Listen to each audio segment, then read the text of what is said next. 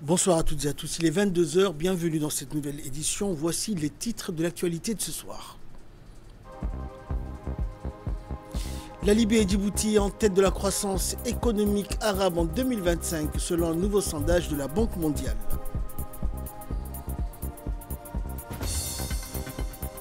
Lancement de l'atelier de validation de la stratégie nationale de planification familiale 2026-2030, un événement organisé par le ministère de la Santé. Et Gaza, après l'accord de cessez-le-feu, les habitants reviennent parmi les décombres. Voilà pour les titres, bonsoir à tous. La Banque mondiale projette un regain d'élan économique dans le monde arabe en 2025 avec deux champions inattendus en haut de classement, la Libye et Djibouti. Selon ses dernières prévisions pour la région Moyen-Orient et Afrique du Nord, la région MENA, Djibouti décroche la deuxième place juste derrière la Libye, surpassant le Maroc, l'Égypte et l'Algérie. La hiérarchie économique qui révèle ces nouvelles estimations illustre des trajectoires contrastées. La Libye bénéficie pleinement de la reprise de sa production pétrolière avec une croissance attendue de 13,3%, un bond sans équivalent dans la région. Djibouti, souvent perçue comme une économie de niche, confirme sa robustesse avec une projection de 6% portée par l'expansion de ses infrastructures portuaires et logistiques. Les autres hausses notables des économies à forte population et dotées de secteurs diversifiés améliorent elles aussi leurs perspectives. Les Émirats arabes unis, par exemple, 4,8%, l'Égypte 4,5% et le Maroc 4,4%. Ces révisions à la hausse traduisent un contexte plus favorable qu'initialement anticipé, alimenté par la stabilisation des prix de l'énergie et l'augmentation des échanges régionaux. Le ministre de la Santé, Dr Ahmed Roble, a officiellement lancé à Djibouti les travaux de l'atelier de validation de la stratégie nationale de planification familiale pour la période 2026-2030. Organisé sur 2 jours, cet atelier rassemblait les principaux acteurs institutionnels, techniques et communautaires engagés dans la promotion de la santé reproductive et le renforcement du système de santé national. Fruit d'un processus consultatif, inclusif et multisectoriel, la stratégie 2026-2030 vise notamment à garantir un accès universel, équitable et de qualité aux services de planification familiale, également à contribuer activement à la réalisation des objectifs nationaux en matière de développement durable, notamment la vision Djibouti 2035 et le plan national de développement durable 2026-2030. L'atelier a permis aux participants de débattre, d'amender et de valider les recommandations clés de la stratégie en vue de son adoption officielle et de sa mise en œuvre effective. Écoutons à présent le représentant adjoint de l'OMS à Djibouti, M. Farahad Hassan. Ce document stratégique marque un tournant important dans la réponse nationale aux besoins en santé reproductive. La planification familiale est un droit fondamental, un pilier de la santé publique et un levier indispensable pour le développement durable. Elle contribue directement à la réduction de la mortalité maternelle et infantile, à l'autonomisation des femmes et à l'amélioration de la santé des adolescentes et des jeunes, tout en contribuant à la stabilité économique des familles. Excellences, Mesdames et Messieurs, l'Organisation mondiale de la santé tient à réaffirmer son engagement ferme à accompagner le gouvernement djiboutien dans la mise en œuvre efficace de cette stratégie. Notre appui se traduira par un soutien technique à l'adoption et à l'application des normes et directives internationales en matière de planification familiale, l'appui à l'intégration de la planification familiale dans les soins de santé primaire afin de garantir un accès équitable et continu pour toutes et tous. La mise en place de systèmes de suivi et d'évaluation basés sur des données fiables pour guider les décisions et ajuster les interventions. Ensuite, l'appui au renforcement de l'intégration de la planification familiale dans les soins de santé primaire afin de garantir un accès équitable et continu pour toutes et tous. Et enfin, le soutien à la sensibilisation communautaire afin de lever les barrières socioculturelles et renforcer l'adhésion de service. Ensemble, nous avons l'opportunité de faire de cette stratégie un outil puissant de transformation sociale et sanitaire au service des droits et du bien-être des populations. Monsieur le ministre, Madame la représentante du FUNEAP, l'OMS restera à vos côtés pour faire de cette stratégie un succès collectif, durable et inclusif. Suivons à présent l'intervention de la représentante pays du Fonds des Nations Unies pour la population, Madame Aïcha Ibrahim. C'est un pilier essentiel de la santé maternelle, surtout dans la réduction de la mortalité maternelle. Et si on n'arrive pas à espacer les naissances, et on voit bien les ravages que font les grossesses rapprochées, la mortalité, les césariennes, avec des femmes qui sont malnutries. Donc vraiment, il faut c'est quelque chose qu'on a réussi à achever, et vraiment, je crois que le faire d'ici 2030, c'est-à-dire faire au moins les actions que nous avons développées ici, sera un très grand résultat atteint par Djibouti. Donc, en fait, la planification familiale, c'est une responsabilité partagée. Elle n'est pas seulement un droit, c'est un devoir collectif. Elle sauve des vies, réduit la mortalité maternelle et infantile et contribue à l'autonomisation des femmes et au développement du pays. Parce que lorsqu'on dit que ce n'est pas seulement en matière de santé, mais une femme qui espace ses naissances, qui est en bonne santé, participe au développement aussi. Et on sait, plus de la moitié de la population, on n'a pas, je crois, le droit de ne pas en tenir compte.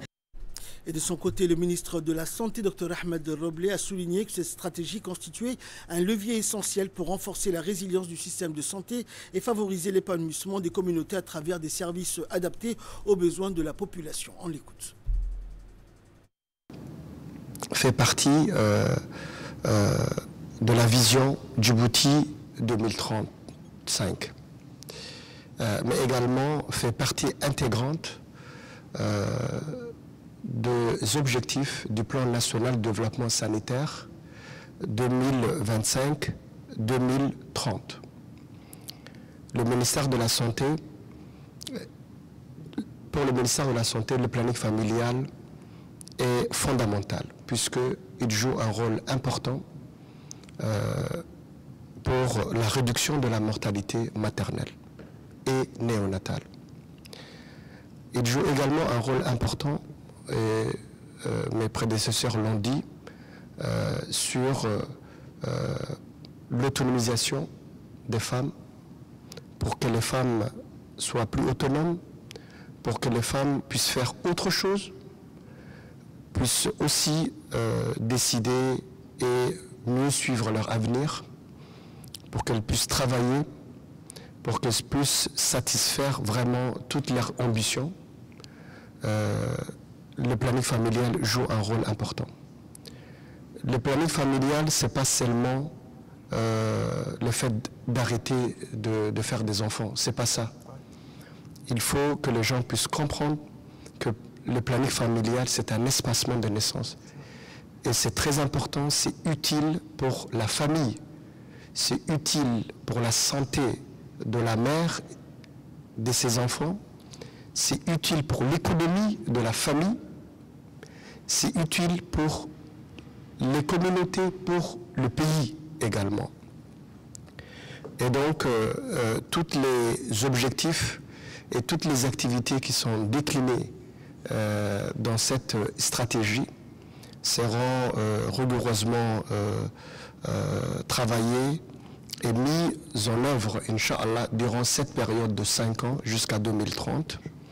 Et j'espère que les femmes djiboutiennes, les familles djiboutiennes vont en profiter, Inch'Allah.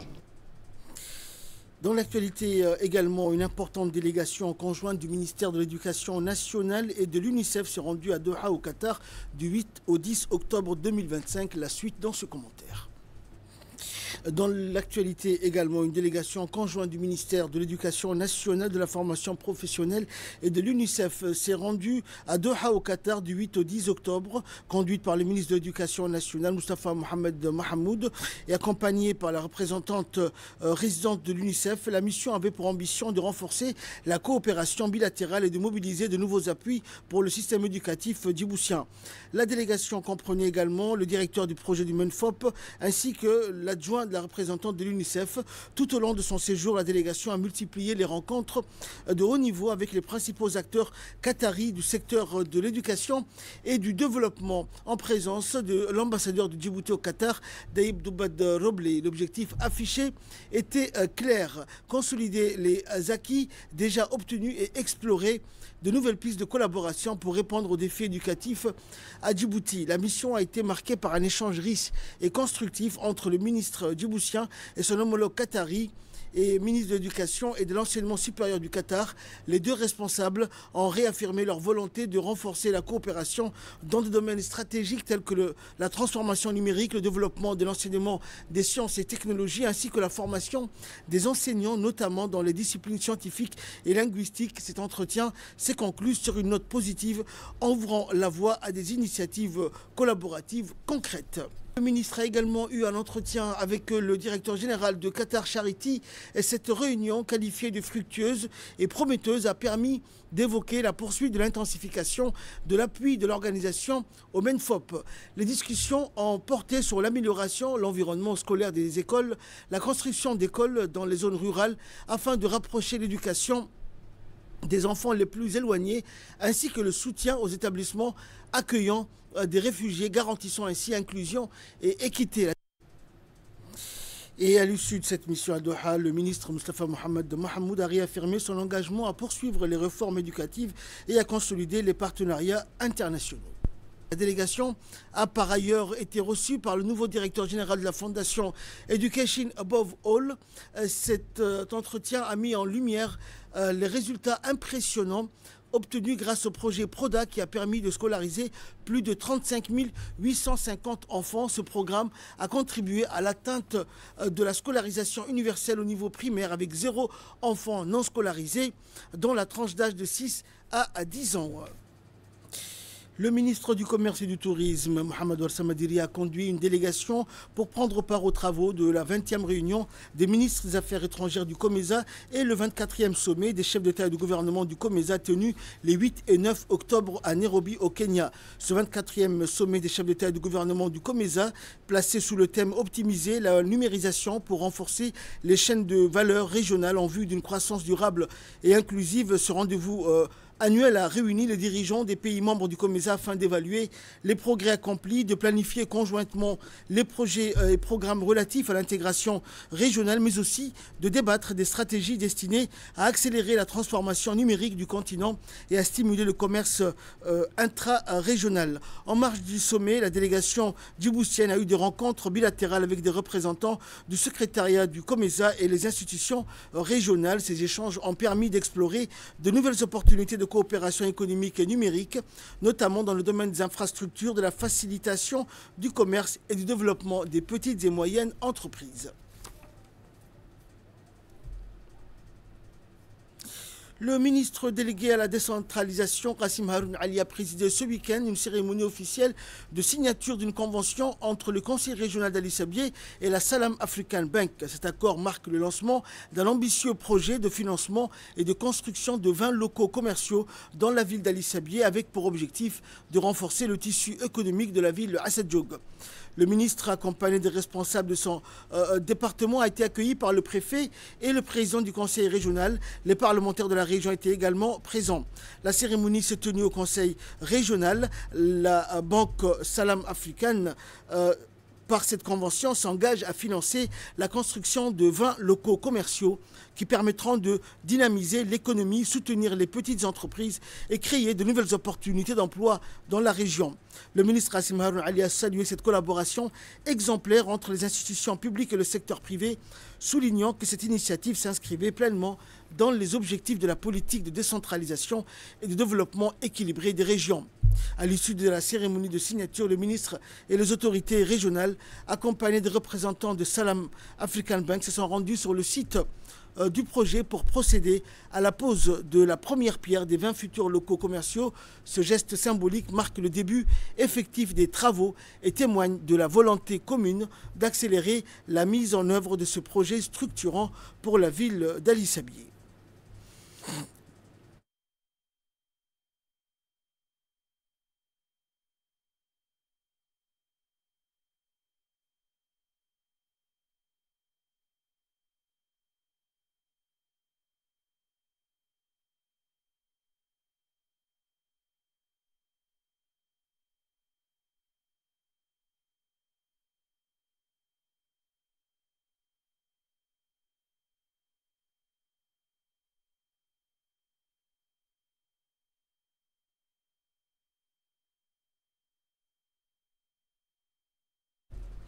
Suivons à présent l'intervention du président du conseil régional d'Ali Sabié.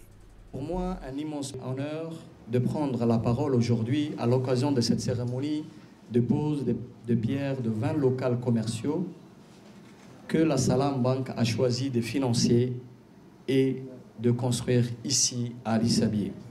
Cet événement n'est pas seulement symbolique, il marque une étape importante dans l'histoire économique de notre région. Car si la Salam Bank est aujourd'hui à nos côtés, c'est d'abord parce qu'elle a confiance. Elle a confiance à la région, à ses autorités. Confiance dans la solidité des réalisations déjà menées dans le cadre de projets de développement régional. Les ressources constituent la base d'une tendance claire vers l'autonomie financière de notre région. Et elles sont la meilleure garantie pour tout investisseur que notre région possède une véritable potentialité économique. Ici, à Ali Sabié, nous considérons la Salam Bank comme la nôtre, comme un partenaire incontournable, solide, sûr pour notre développement économique. À ce titre, je ne saurais poursuivre sans adresser un remerciement appuyé.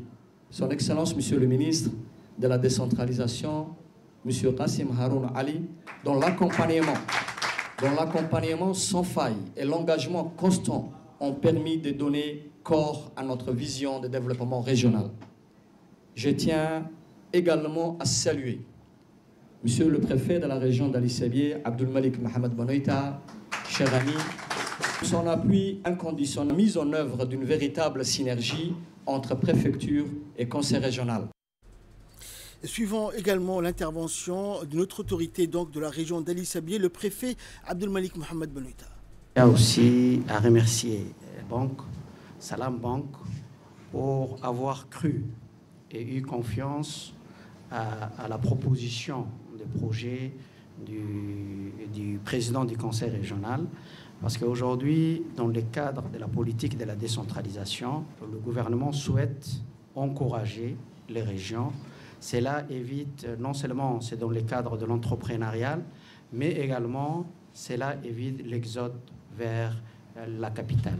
Et cela démontre aussi les dynamismes, comme il a évoqué dans son intervention tout à l'heure le président du conseil régional, mon ami Charmak Hassan Al-Ale.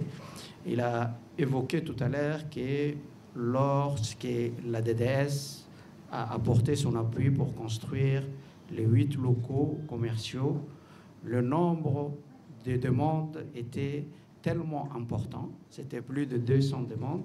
Donc cela l'a poussé à réfléchir et à mener une réflexion afin de répondre aux besoins de la population d'Ali Sabié, aux besoins des gens qui ont cette initiative de créer quelque chose et de dynamiser un peu l'économie de la région.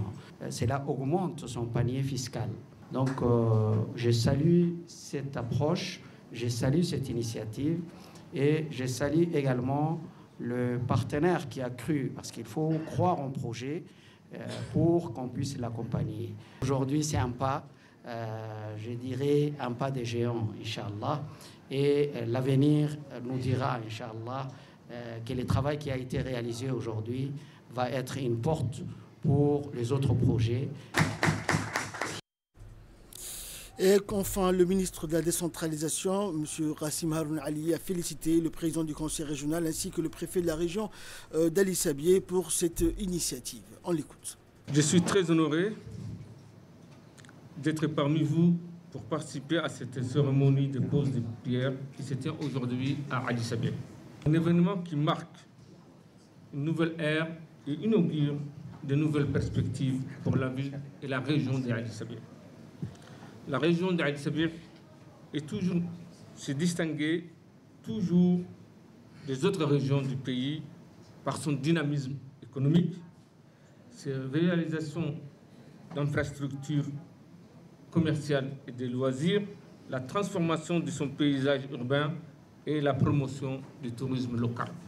Ces travaux d'aménagement urbain et ces choix économiques ont fait de la ville d'Ali Sabié une ville moderne et prospère.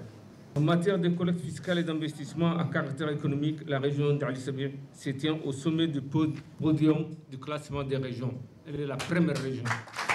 Ils sont générés par le concours de plusieurs facteurs qui s'inscrivent tous dans la vision 2035 qui reflète fidèlement la politique de la décentralisation initiée par le président de la République, son Excellence Ismaïl Omar Guelleh. Une politique réfléchie qui prône un développement territorial équilibré et une inclusion de communautés vulnérables. L'événement que nous célébrons aujourd'hui, à savoir le projet de construction de 20 locaux commerciaux, s'inscrit dans la continuité de cette vision stratégique.